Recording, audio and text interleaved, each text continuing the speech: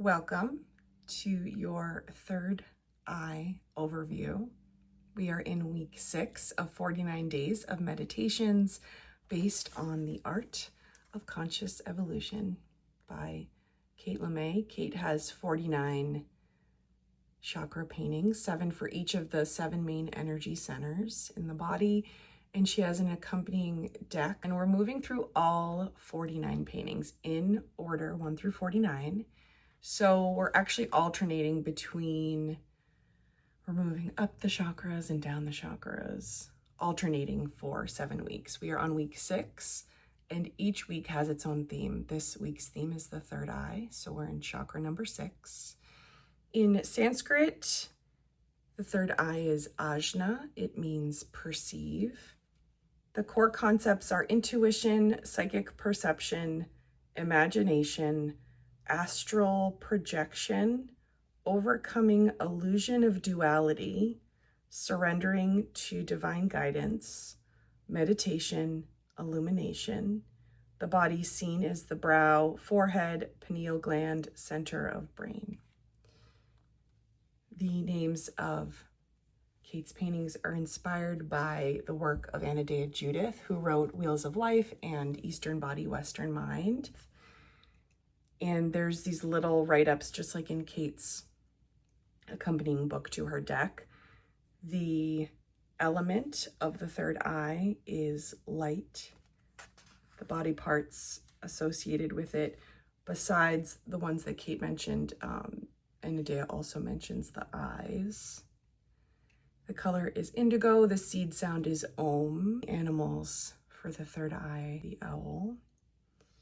And she mentioned some minerals, some herbs for incense. There's also planets, foods, metals associated. So it's saying silver. For in herbs, mugwort, star anise, saffron. Minerals, lapis lazuli, quartz, star sapphire. And in Eastern Body, Western Mind, the element of the third eye is light. Ajna means to perceive and command. The purpose is pattern recognition, issues, image, intuition, imagination, visualization, insight, dreams, and vision. The color is indigo. Location, forehead, brow, carotid plexus, third eye. Identity, archetypal, orientation, self-reflection.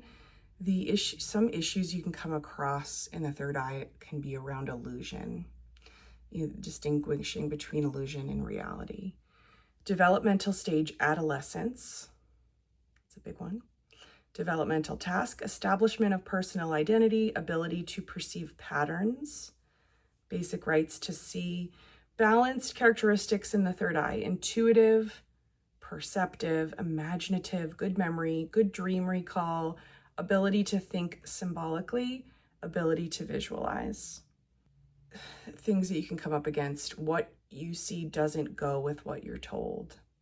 Invalidation of intuition and psychic visions, ugly or a frightening environment, war zone, violence. Deficiencies in the third eye can look like insensitivity, poor vision, poor memory, difficulty seeing the future, lack of imagination, difficulty visualizing, poor dream recall, denial, can't see what's going on, monopolarized, thinking one true, right, and only way. If you're in severe excess in the third eye, you might experience hallucinations, delusions, obsessions, difficulty concentrating, nightmares, physical malfunctions, headaches, vision problems. Healing practices: create visual art, visual stimulation, meditation, psychotherapy, coloring and drawing, art therapy, working with memory, connecting image with feeling, dream work, hypnosis, guided visualizations, past life regression therapy, affirmations for the third eye. I see all things in clarity. I am open to the wisdom within. I can manifest my vision. The 6 series of Kate's that we were working through, the paintings we moved through were Transcend Ascend, Inky Skies, voice, affinity, power eye, titration, and earth. Beautiful, powerful third eye week. And I think I said during Heart Week that it's a close tie between heart and third eye. I sometimes when I close my eyes, like we'll see swirling colors, and I never really knew what that meant until I started to work with the chakras, and especially in meditation, I'll a lot of times see indigo and purple. And sometimes when you close your eyes, you don't see color, right? And you might not see color at all. But I think there's the 5 clairs, right? Clairvoyance, clairsentience. I don't know all of them, but I'll reference them in the notes. And sometimes we experience things through our senses and, can feel or can see or can hear or can smell. And especially if you're in meditation, you're closing your eyes, right? Drawing your awareness inward. In the third eye, there's meditation where you can concentrate on the third eye and slightly downward. And sometimes it feels like you're kind of going down the rabbit hole, like in Alice in Wonderland. And you can go on like a little visual journey, right? Where you visualize something. Sometimes visualizations are really powerful. Sometimes people don't resonate at all with visualization. So imagining color, imagining a vision, the movie in the mind, that's all third eye. And our dreams, right? Sometimes we don't remember our dreams at all. Sometimes they're really vivid.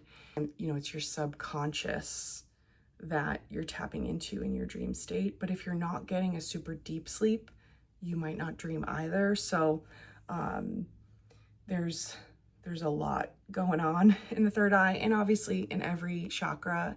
And take what you need, leave behind what you don't. Sometimes one thing will really resonate. But as far as the adolescence, I think of my teenage self, and I was like really questioning the meaning of life. And music was super moving to me at that time. I really felt super alive, but also felt so deeply at that time. And I resonate as a deeply feeling person, but something about those teenage years, right? How intense everything can feel and be, or maybe you felt super free at that time too. So, maybe looking back at that time and, kind of correlating it with your development, with that personal identity piece, and how much of your intuition and insight gets formed in those formative years.